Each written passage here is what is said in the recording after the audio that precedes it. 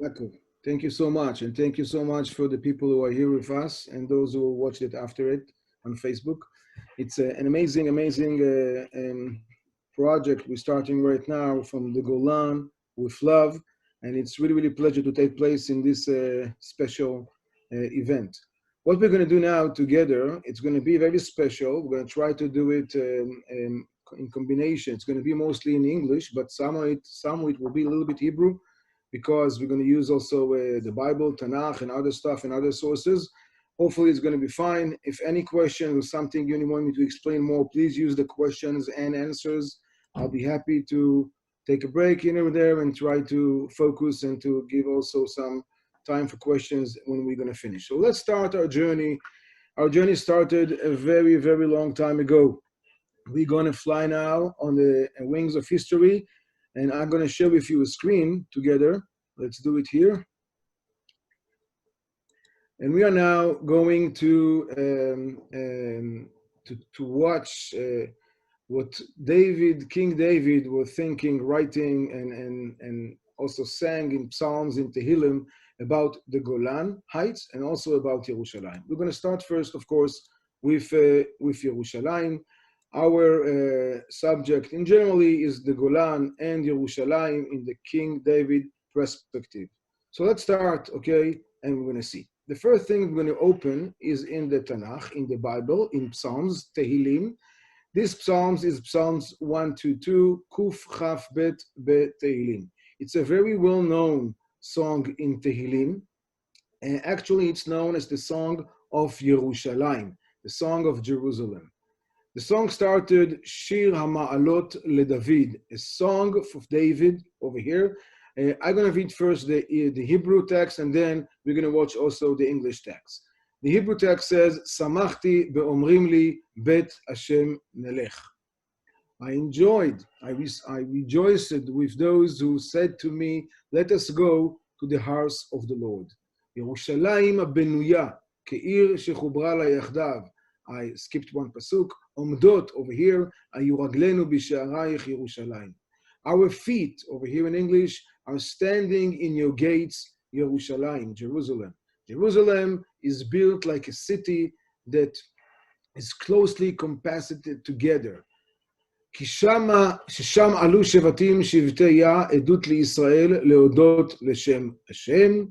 He says over here that is where the tribes go up, the tribes of the Lord, to praise the name of the Lord, according to the statute given to Israel. Now, look something in translation. This pasuk started with the word ki, shama. Ki is because, therefore. And here we start, that is where, okay, which is skip the word ki. I think this word ki, because here in the Hebrew source, originally is very important. We're going to talk about it later. And then the second half of this song, these psalms, is starting with Sha'alu Shalom Yerushalayim Yishlayu Oavaych. Pray for the peace of Jerusalem. May those who love you be secure. Shalom b'cheilech, shalva be'armenotayich. May there be peace within your walls and security within your citadels. Leman achai ve're'ai Dabrana Shalom Bach, for the sake of my family and friends, I will say peace be within you. Leman Beit Adonai Eloheinu Avaksha Tov Lach, for the sake of the house of the Lord, our God, I will seek your prosperity. This is the song of Yerushalayim. What we ask all of us to be focused in, this lecture will be a little bit different from the lecture we heard before. Those who heard the winery, it was amazing and such a briefing to hear Shmuel and Yaakov talking about the Golan wineries in the Golan Heights and also drinking some l'chaim, okay? I have only a cup of water over here. So what is this song is about? This song, as we see, is talking about two things.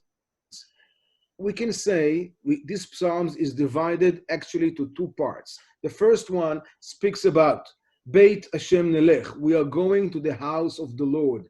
Our feet are standing still in your gate, Yerushalayim. Yerushalayim, the rebuilt Yerushalayim. It spoke about the Aliyah Laregel, about the mitzvah to come in 3 times a year, the order to come three times a year to Yerushalayim, to come to Yerushalayim. The tribes of Israel who come into Yerushalayim. And in the middle, there's one pasuk in the middle who separate actually those 4 sentences, 4 psukim, and the 4 psukim at the end. And this sentence says in the middle, Kishama yashvu kisot lemishpat kisot leVeDavid, because over there was sitting the throne of justice, thrones of the house of David. This is what we have over here. And the second part mostly speaks about blessing to Yerushalayim and pray for Yerushalayim. I mean, mostly peace. Look over here. Shalu shalom Yerushalayim. Yehi shalom b'cheilech.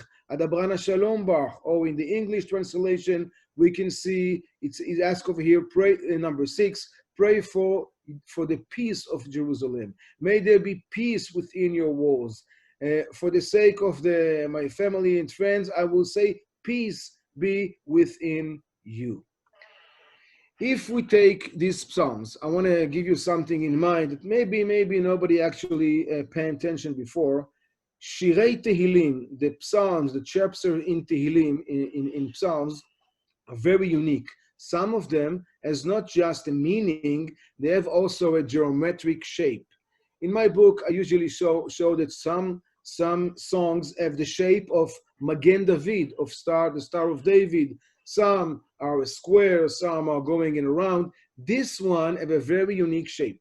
If I put it like this, I'll take the picture in Hebrew of the words of these psalms, and I just turn them like this. You can see very easily that we have like a shape of a menorah. A menorah, a lamp, a Chanukiah actually, that we're using on Hanukkah, in the Festival of Lights on Hanukkah. We see over here 4 psukim in the right side of the menorah, 4 psukim, actually we can say 4 candles in the left side of the menorah, and we have in the middle the main candle in the center, that he is the server. In Hanukkah we called it the Shamash. The Shamash is the one that is serving all the candles in the menorah. If you want to see that be'emet, geometrically, I draw it over here. It cost me a little bit of time to do it in Word, okay? Not so easy, but I should try my best. And you see here, again, the main pasuk in the middle, which says, because over there in Yerushalayim were sitting the thrones of justice, kisot lamishpat, thrones for the house of David, kisot lebeit David. 4 candles are the 4 psukim in the beginning of these songs of Yerushalayim, and the last 4 over here, which talking mostly about the peace of Yerushalayim. If you need to remember, okay, to see it as it's in English, we can see it over here again. The 4 psukim over here speaks about Yerushalayim, about the gates, about the walls of Yerushalayim, about the tribes who are coming to the house of the Lord, about the mountaintop, about the Temple Mount, Beit Hashem Nelech. And those psukim speaks mostly about the peace of Yerushalayim. So if we go now and see this lamp, let's go another step ahead and let's put the subject. If I take the left side of the menorah, you can see obviously the main contents of the main subject, the common subject of those 4 candles of the left side of the menorah talks about peace. Mostly. 3 of psukim talking about peace, and the last one is asking the good and the best for Yerushalayim.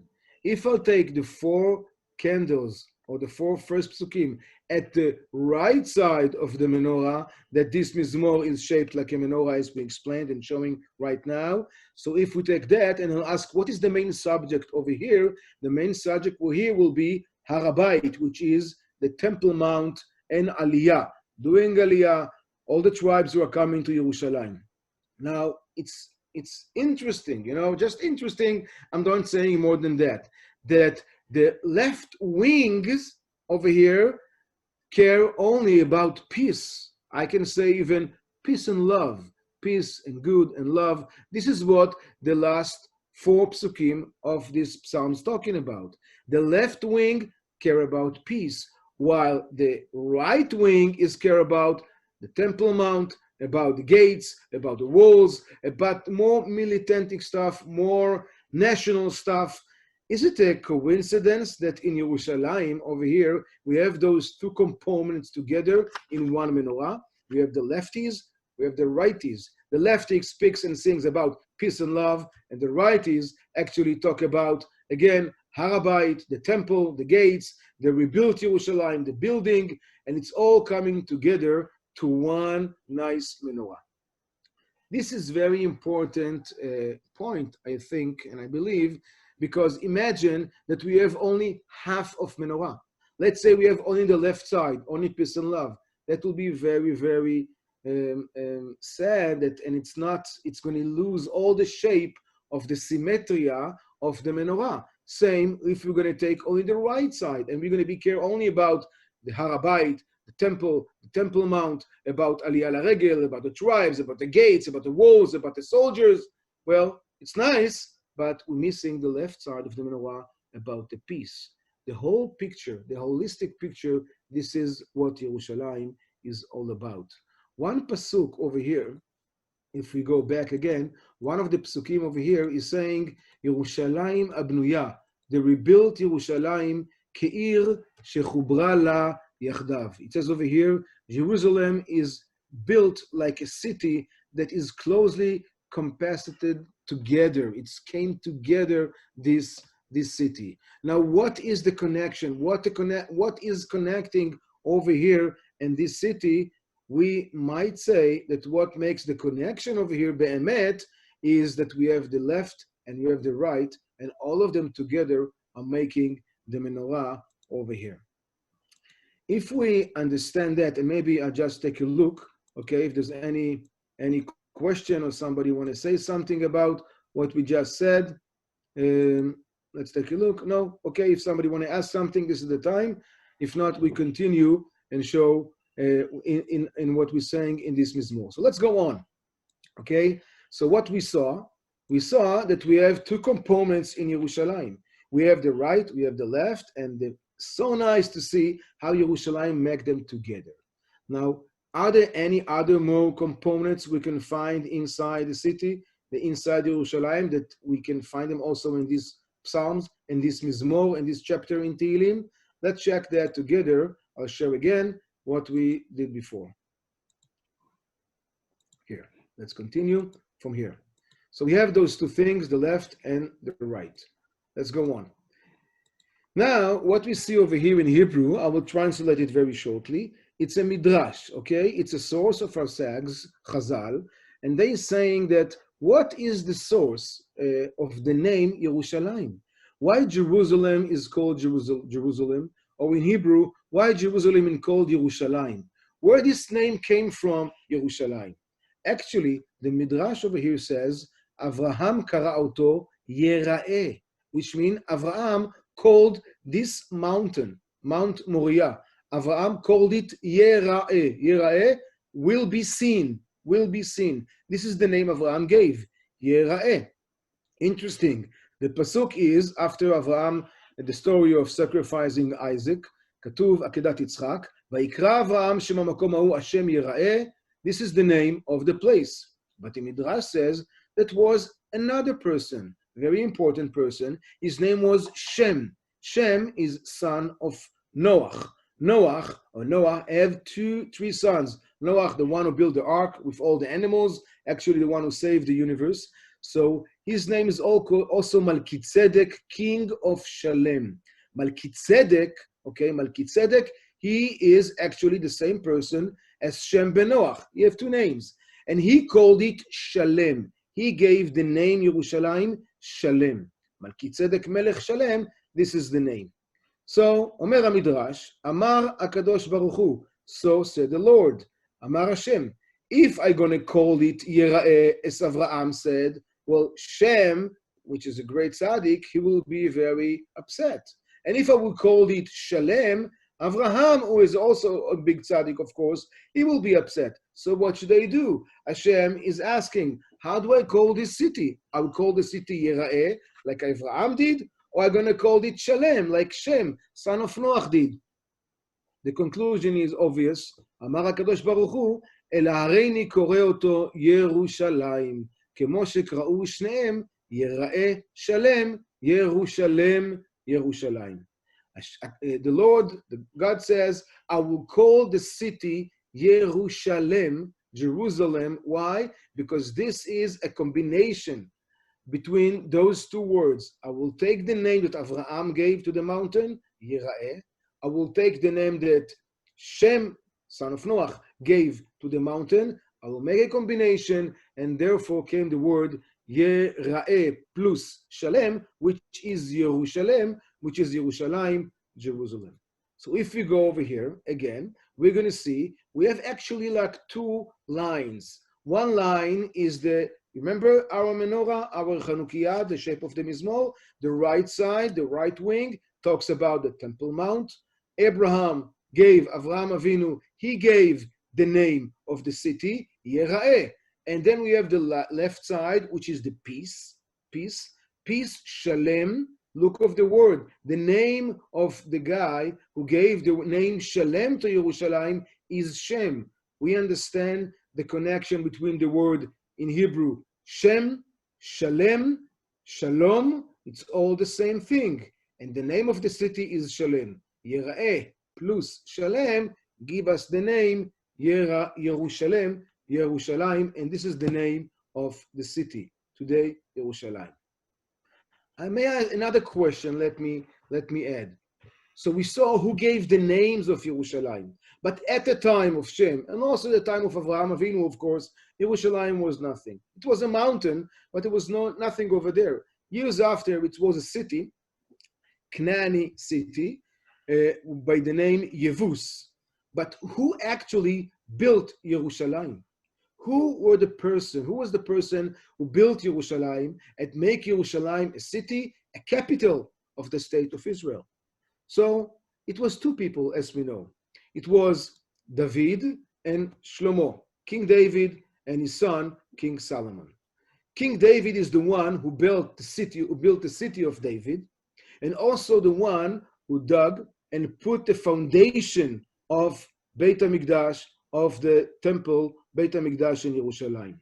But the one who actually established the temple, the one who actually finished the building and the first temple, this guy was King David's son, King Solomon, Shlomo HaMelech. So those two people gave Yerushalayim, built Yerushalayim.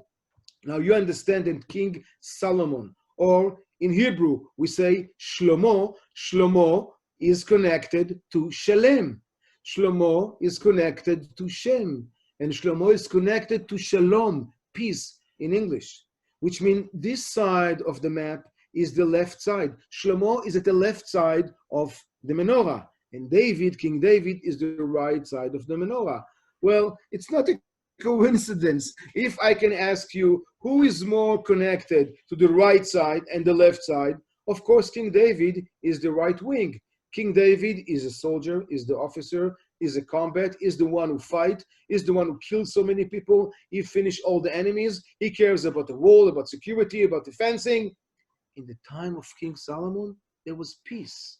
In King Shlomo, Amelech Shlomo, King Solomon didn't even have a sword on his belt. David every time was going with his sword on him. Aval Shlomo, King Solomon, he even doesn't have a sword. Everybody remember the very famous court with the baby, the two ladies and the baby, that Shlomo says, let's cut the baby. And over there the Bible says, Shlomo declared, give me a sword. And why give me a sword? Take your own one.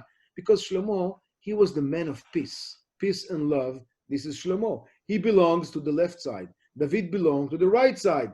And this is why David and Shlomo, again, connected. David is going with Abraham. Shlomo is going with Shem, son of Noach.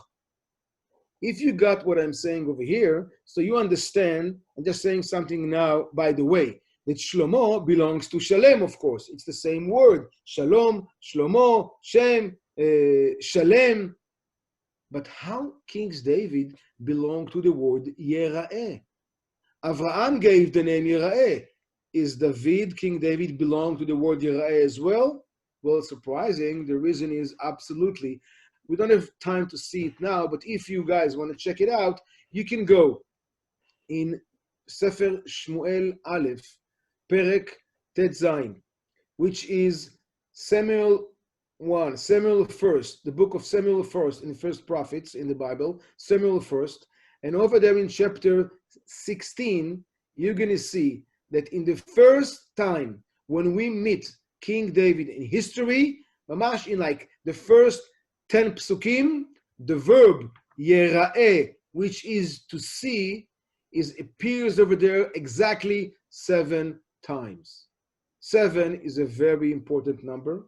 It's a very important number when it speaks about King David, because for King David, everything is 7. We're just going to mention that King David passed away when he was 70 years old on the 7th day, which is Shabbat. On the festival of Shavuot, which is after 7 weeks, right after Pesach. His wife was Bat Sheva, which is everything is Sheva. And in the first time we see King David on the stage of history, in that moment, we see 7 times the verb Yera'eh over there. So we understand actually there's 2 parallel lines over here, and we can go even farther with that and add another midrash. Another midrash, actually, this is from the Talmud in Baba Batra, Daf 75, page 1st. Over there it says, this pasuk in the book of Ishayahu. And over there, Prophet Ishayahu said something, and the Gemara brings you something very special. The Gemara says, look at this over here in this slide. It says there are 2 angels in heaven. One is Gabriel, and Michael. Michael are the 2 angels, Michael and Gabriel. We know maybe the names of those, Gabriel and Michael. But the Gemara says that Michael and Gabriel, actually, they have a fight. And they are fighting, they have an argument in heaven. The fight is from which stone in the third temple in the future, from which stones, precious stones, Yerushalayim will be built. Gabriel, the angel, says the stone will be Yoshfeh. And Michael says, no, it's going to be Shoham. What is different between Shoham and Yoshfeh? So the Maharal from Prague, he explained it very, very nice. Omer HaMaharal Prague, Gabriel and Michael, look down on the bottom of the slides. Gabriel and heaven, is a minister of fire, Esh. And Michael is the minister of water. Shoam is a precious stones that looks like water. The color of the Shoam is actually blue. And Yoshfeh is colored red. The color of the Yoshfeh is red, and this represents the fire. Because Gabriel, he is the minister of fire, he says Yerushalayim, Yoshfeh. And Michael says, no, the stone will be Shoam, because his ministry of water and the color of the water of the Shoam is light blue. So he says it's going to be built from Shoam, from water. So we understand Be'emet, really, it's 2 parallel lines. Those parallel lines are starting from the piece at the left side of the menorah that we saw. It's going to the right side, Avraham and Shem. Shalem, the name that Shem give, and Yera'eh, the name that Abraham give, belongs to David, belongs to Gabriel. But Shalem is the name belongs to Shlomo, belongs to Michael. Go with the Shoam and Yoshfeh, the 2 different precious stones, the element of fire and the element of water. If we understand that the right side is the side of fire, it's the combat, it's the military, it's the defending, is the right side, we can say of the menorah, we can say even of the political map in Israel today, or all over the world, in all democracy states. Same, the right side is the right of the water. This is the right side. This is the left side of the political map, which is peace and love and quiet and peaceful. This is the line of water. Now we understand we have here 2 parallels, mamash parallel lines. What is the geometric sentence in geometry says about parallel lines, people think that the geometric sentence says that two parallel lines will be never meet together because they're parallel. This is not true. This is not the correct sentence in geometry. If there's any math people over here with us, they probably know that the sentence says in geometry that two parallel lines will meet in the infinity. This is what the sentence says. Now, because there's no end and there's no infinity, so we all understand those lines will never meet. But this is not what the geometric sentence says. The geometric sentence says they will meet in the infinity. The infinity is Jerusalem, is Yerushalayim. This is the infinity. The infinity is where the parallel lines can meet. When the fire and the water can engage, where Michael and Gabriel are agreed with each other, with the left wing and the right wing understand that they're just two wings of the same bird. And imagine you have a bird or a chicken with only one wing. It looks ridiculous. Same is the political map, and same is Yerushalayim. We need both sides. Both are so important. Those two components that we can't without one of them. We need to have them both together. And that shows by the menorah of the Psalms, which we showed before. That's showing us the meaning of Yerushalayim. Yerushalayim is the infinity. Or in Hebrew we're saying, Ve'anetzach zo Yerushalayim. Yerushalayim ze hanetzach. Jerusalem is the infinity. It's no end. Over there, two opposite components, like Avraham and Shem, like David and Shlomo, like peace and war, like ash and fire, can be engaged and live in peace together. Ze Yerushalayim. In the perspective of David HaMelech. Now, we can go on. Before, any questions? Somebody want to say something? Let's check if somebody wrote something. If not, it's fine. If yes, we'll take on Mitsuyan. Okay, so let's go on. If you're with me till now we're going to take another stage, okay, and see something more about David HaMelech and about the understanding of Yerushalayim and the Golan Heights. Let's go over here. This is another chapter, B'Teilim, Mem Bet, Psalms 42, for the director of music, Lamenatzeach, Maskil Livnei Korach, a Maskil to the sons of Korach. Okay, a title, give us the author. The author is the sons of Korach. Very important, we're not going to focus it now. I want to continue. Pasuk Bet, one over here says, Ke'ayal, it's a very hard pasuk. Ke'ayal ta'arog ala fikei mayim, ke'nafshi ta'arog elecha Elohim. Let's read the translation. As the deer longs for streams of water, so my soul pants for you, my God. And the pasuk is compare us, my soul, your soul, everybody's soul, when we're praying to Hashem, when we praise God, like a deer who longs for water, a deer who are praying for water. Now, if we go on the psukim, look over here in number 4, it says, these things I remember as I pour out my soul, how I used to go to the house of God under the protection of the mighty one.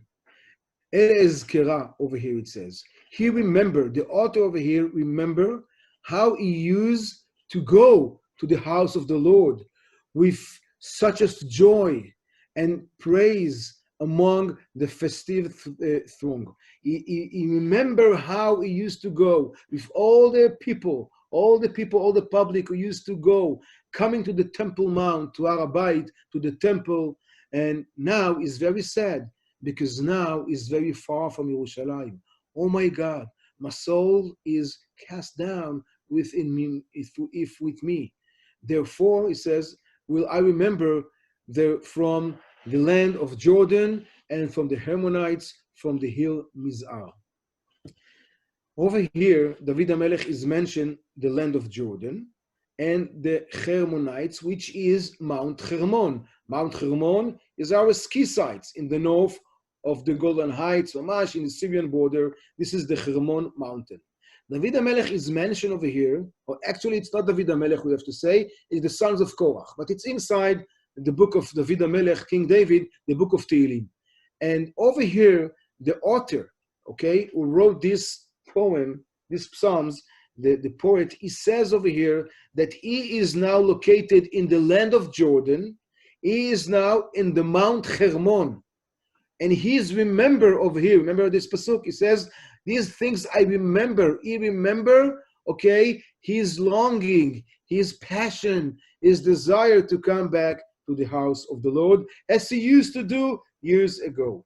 And he compared his passion to the deer who longs for water. Look with me together at this deer over here. In Israel, by the way, we have some deer, not gazelles, we have deer. This is a gazelle, actually, not a deer. In Israel, we have a deer. Mamash, in the Golan Heights, you can see them many, like wild animals all over. If you come quietly, if you hike quietly, you can find a bunch of them in the rivers, in the mountains, in the hill of the Golan Heights today. David HaMelech compared his passion to coming again to the house of the Lord like a deer who prays for water. The word he used, the Ivrit, it's a hard word, it's a high word in poetry, it's called ta'arog. Ta'arog means praying with a lot of passion. And he says, like a deer longs for the water, pray for the water, longs or pray for the water, so am I, are praying for you, and my soul is praying for you. Now I'm going to try to do something very complicated with you together, because it's mainly based on Hebrew grammar. So it's hard for people who are not familiar with the Hebrew grammar. Let's try that together. In Hebrew grammar, not like in English, we have different expressions for male and female. In English, male and female are the same. Aval, in Hebrew, in the language, there's two different things between a female and a male. Some make it very hard for new immigrant or somebody want to catch the Hebrew language, because it's a big difference when we're to use English, the same expressions to male and a female. Now look over here. The pasuk says, as the deer longs, which is amazing in English. But in Hebrew, it says, ke'ayal ta'arog. And ayal is a male, and ta'arog is a female. And you can't say that in English, in Hebrew. I know for English speakers it sounds no problem, but as in Hebrew speakers, you can't say something like this. You have to say ke'ayal ya'arog velo ta'arog, because ayal is a male and ta'arog is a female. Or if you want to use the female verb ta'arog, you have to say ke'ayala, a female deer, which is doe, a deer, a female deer, right? It doesn't make sense in Hebrew to use a male and a female in the same sentence. This is a very hard question. And I have to tell you, there's almost no commentaries on the Tanakh who can solve that answer. There was only one book that tried to face with it. And what he's bringing, it's an amazing, amazing, amazing perush, amazing explanation. I'll try to explain that. And we're about to finish, so hold on. The explanation is that we know from our legends, from the Talmud, the Chachamim, our sages, Chazal, are telling us actually two amazing legends about the female deer, about the dog. And one is when she is pregnant and she needs to deliver, so her womb is very narrow and she has a lot of pain.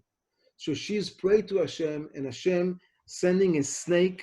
The snake bite her on her feet. She fall asleep like anesthesia, and then when she woke up, like a epidural shot, she see the baby, actually the Bambi, staying next to her.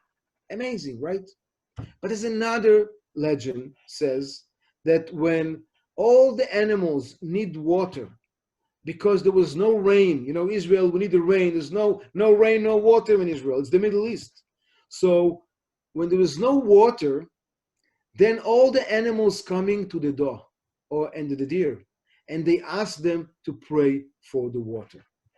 And when they do so, Hashem is listening to them because they are the more close to Hashem, and Hashem bringing the rain because the deer are praying for the rain for all the animals in the jungle, actually in the savannah.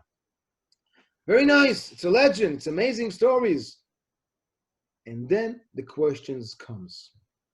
What happened? What will happen if in the same moment all the animals coming to the door and ask her to pray for rain? But in that moment, she need to deliver because she's pregnant and she need to deliver right now. In which case, she's going to daven first. She's going to pray first. She's going to pray first for the water, for everybody, or she's going to pray first on her own pain, private pain she has now because she needs to deliver right now. The answer is in the Hebrew grammar in this pasuk. Look what this pasuk is saying.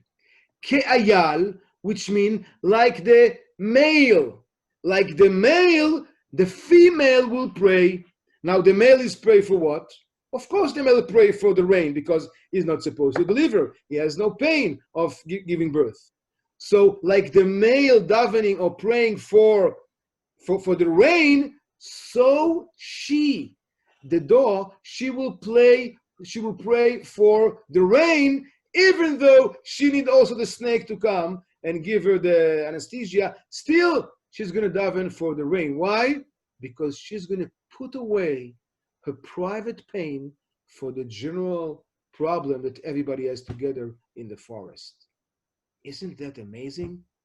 I write down here a short in English. Let's read it together what it says. It says, as the deer, the male, is praying for water, so the dove will be praying for water as well, before it prays for her own pain. And my soul will do the same. Which means the author, the poet of this poem in Psalms is saying, like the deer longs, it doesn't say like the dove, it says like the deer, like the male praying for water, saying the female will pray specifically for the water, and she will put away her own private sorrow. Why? Because she cares more about everybody than she cares more about herself. That brings us to this story of the Golan Heights, the heroic story of the city of Gamla. City of Gamla, those who listened to Yaakov Shiur, when he gave the Shiur before, so people who heard that, actually, Yaakov spoke a little bit about Gamla. This is the city of Gamla. This mountain over here called Gamla because it looks like a camel, a back of a camel. We know the story of the city of Gamla for the guy of this book, Josephus Flavius. From this book, he wrote the story of the war between the Romans and the Jews in the Second Temple period. We are now in 67 BCE, in the time of the Second Temple. 3 years from now, in 70 BCE, the temple will be destroyed by the Romans. But now, we are here on the city of Gamla. Let's take a short view together, okay? Short view together about how Gamla looks, okay, today, and how it looks years ago. I'm going to try to share together with us a short clip, okay, about Gamla. Let's try to do it over here together. Wait a second. No. Let me share a screen.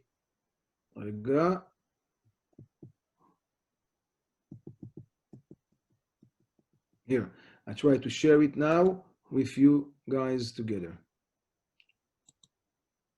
Here we go.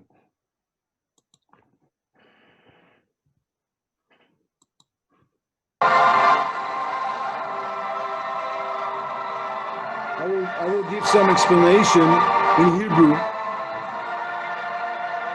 This is Gamla, how it looks today. You see here the wall of the city.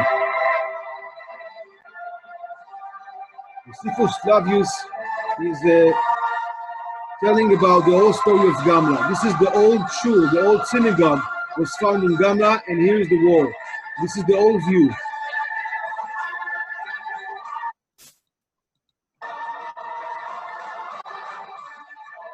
Here is one of the Romans putting a siege on the city of Gamla.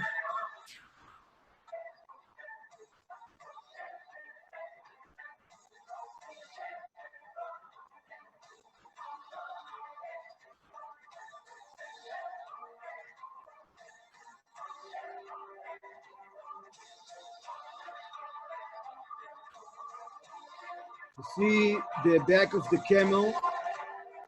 All the sides of this city, the deep is very, very steep, so it's hard to climb and how to get down from the city.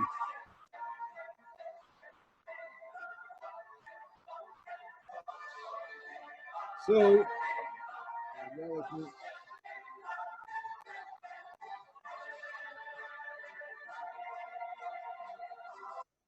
okay, so what we saw, we just took a short view on the city of Gamla, how it looks those days. If we go back to our slideshow, over here, we can see again the city. Over here in the small picture at the right side, you see the synagogue was found in Gamla. And over here, we can find a bunch of coins that was found in Gamla. One coin that was found in Gamla is very unique and very special. It's this coin over here. The person, the archaeologist who was digging, he actually dug in Gamla, his name was Shmaryahu Gutman. Shmaryahu Gutman found this coin, and it was very obvious that this coin is empty. On one side of the coin, it says, for the redemption, and the other side of the coin, it says, of Jerusalem the Holy, Legeulat Yerushalayim Akdosha, for the redemption of Jerusalem the Holy. Shmaryahu Gutman, the archaeologist who dug in Gamla, and he actually the one who revealed Gamla and actually took the book of Josephus Flavius and walked step by step with Josephus Flavius describing and find out the city and the whole story of Gamla, which is quite a little bit similar to the heroic, well-known story of the Metzada in Judea desert, but a little bit different also. So when he found this coin, Shmaryahu Gutman says, I understood in that moment, I need to apologize from the people of Gamla. Let's watch together where and how he's saying that himself, Shmaryahu Gutman. Let me just do share screen again. I'm sorry we're jumping here and there. Let's go over here now.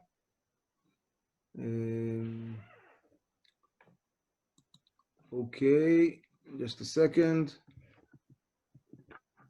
I want you to see, because it's very touchy to hear what he's saying over there.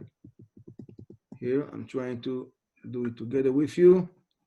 Here, I found it.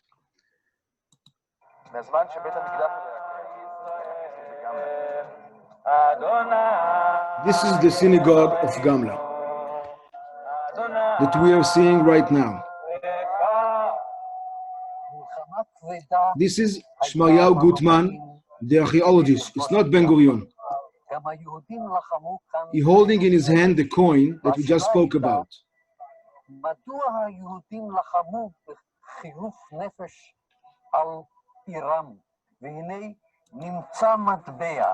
He says, I didn't know why the Jews fought so hardly against the Roman. It was obvious they're going to lose the war. They have no chance against the Roman. So why the Jews in Gamla, in a small city like Gamla with 10,000 people, will stand against Rome? And he said, the secret is in this coin that he found from bronze. the bronze coins from two sides. It says, to redemption of the Holy Yerushalayim. ונדהמתי ממש. ואם עד עכשיו חשבתי שאנשי גמלה לחמו רק בשביל עירם, בשביל יישובם, He says, if till now, he says, when I found this coin, he says, I was shocked. If I thought that the people of Gamla fought only because the security of their own house, their own city, they wanted to protect their life, that moment I realized I was wrong. The people of Gamla did all this fight just for Yerushalayim. הרי התברר לי שהם לחמו לגאולת ירושלים. Again, we go back, and this is what Shmayahu Gutman is saying, that actually all the fight was legeulat, the redemption of Holy Yerushalayim. This was all about. It was, I need to go out from here again.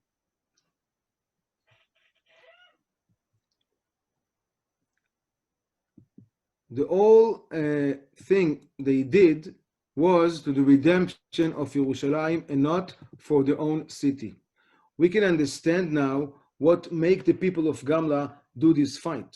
And it's exactly like we saw in the Psalm of Tehillim, was written by the sons of Korach in the book of King David, talking about the understanding that the deer is care more about the others, more about the public, more about all the rest of the animals, more than themselves.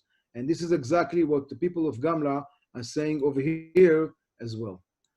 So if you're with me till now, so you're very patient. Thank you for that. And we try to give the understanding of what is going on, what is the real connection between Yerushalayim and the Golan Heights. The people of Gamla understood immediately that they're not fighting for Gamla, they're not fighting on the Golan, they are protecting Yerushalayim. And when Yerushalayim decided to go against the Roman, to rebuild against the Roman revolt, so in that moment, Gamla will not disobey Yerushalayim. Gamla will join and Gamla will protect Yerushalayim. This is what we see again in Tehillim between the female deer with the door and the deer who are praying about the others before they are praying about themselves. This is what's so unique in Gamla, so unique in the Golan Heights, and this is what's so unique in the people of Israel all over the world. I heard Yaakov talking about the Iranic crisis with us today. So touchy to hear how we are sending diapers and food and clothes to the Syrian refugees and also to the Iranian refugees in Syria, which means that this is what we are doing, even supporting sometimes our enemies, which is sometimes doesn't really understand why we're doing it. But this is what we was taught to, for the redemption of Jerusalem the Holy. So this is the coin was found over there, and this is what Shmayahu Gutman, the archaeologist that revealed Gamla, discover and says, I need to ask forgiveness from the people of Gamla. They didn't make their own fight against the Roman. It was the general fight, like the deer, like the dog, is actually praying for the water before it's praying for our own pain for the giving birth. So we almost finished. I want to thank everybody who was here with us till now. If somebody have any questions, so we can do it now. If you want to email me, you have my email over here, my cell phone, even if you want to ask something or send something or ask more questions. We are here, actually have a big connection with all the diaspora. We have in the Golan Heights, the place I teaching in the pre-military Shiva Academy in Keshet Yehuda. We have a bunch of students coming from abroad, from overseas, and from the UK, from South Africa, from North America. Every year, young Jewish men coming to prepare themselves for meaning service in the IDF, in the Israel Defense Forces. Some are staying with us, serving, some going back to America, and being a good messengers and representative for the state of Israel and for the Golan Heights as well. We almost finished. If there's no questions or somebody want to say something. So thank you so much for being with us over here now. I see somebody says here, like Warsaw Ghetto Uprising. Thank you, Rabbi. Thank you so much. Yeah, I agree. I agree. It's like Warsaw Ghetto Uprising, which means, what do you care more? You care more about yourself or you care more about others? This is the secret of the Golan Heights, I think. This is what the people of Gamla actually teaching us, still teaching, not taught us, still teaching us our days about finding that coins. Even if you give me second, okay, actually here, I have with me the coin, the coin that we spoke about. You can see it here, not in a slide. You can see it mamash. This coin over here in a shape in glass, okay, with the map of the Golan Heights, the Sea of Galilee, the Kinneret over here, and in the middle over here, that coin we spoke about. It says, for the redemption of the holy Yerushalayim. This coins is you can see it in exhibition in the Israel Museum in Yerushalayim. And this one, of course, is a fake one. It's not a real one, but it looks exactly like the origin coin that was found we spoke about.